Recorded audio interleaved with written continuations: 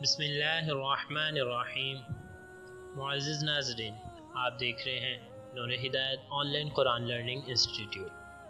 آج کے لیسن میں ہم جانیں گے کہ میدان حشر میں ایسے کون سے اعمال ہوں گے جن پر 8 گواہ ہمارے اعمالوں کی گواہی دیں گے۔ قیامت کے دن ہر انسان کے گناہوں پر 8 پیش ہوں گے۔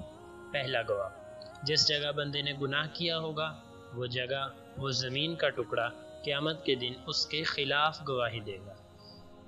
یہ بات اللہ رب العزت نے سورۃ الزلزال آیت نمبر 5 اور 6 میں بیان فرمائی ہے۔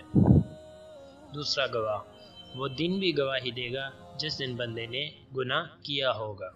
یہ بات اللہ رب العزت نے سورۃ البروج آیت نمبر 3 میں ارشاد فرمائی ہے۔ تیسرا گواہ، قیامت کے دن ان کی زبان گواہی دے گی۔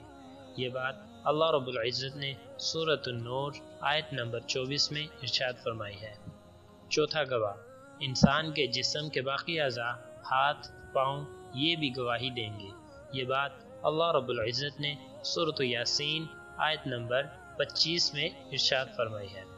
پانچواں گواہ، 2 فرشتے جو تم پر نگران مقرر ہیں، یعنی کرامن کاتبین، جو معزز ہیں، لکھنے والے ہیں جو کچھ تم کرتے ہو اور وہ جانتے ہیں۔ یہ بات اللہ رب العزت نے سورۃ الانفطار آیت نمبر 12 میں ارشاد فرمائی ہے۔ چھٹا گواہ، وہ نامہ اعمال جو فرشتے لکھ رہے ہیں تو زبانی بھی گواہی دے گی اور نامہ اعمال بھی دیکھے جائیں گے۔ یہ بات اللہ رب العزت نے سورۃ الکہف آیت نمبر 49 میں ارشاد فرمائی ہے۔ اس کے بعد 7واں گواہ، آپ صلی اللہ علیہ وسلم بھی گواہ ہوں گے۔ اللہ رب العزت آپ صلی اللہ علیہ وسلم سے بھی گواہی مانگیں گے۔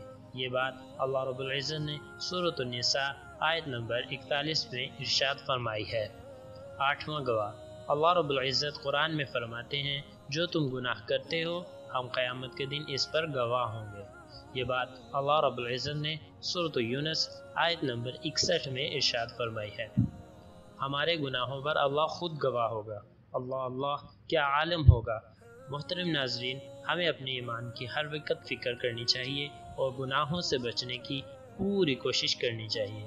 اللہ پاک ہم سب کو ایمان پر استقامت عطا فرمائے، آمین ثم آمین۔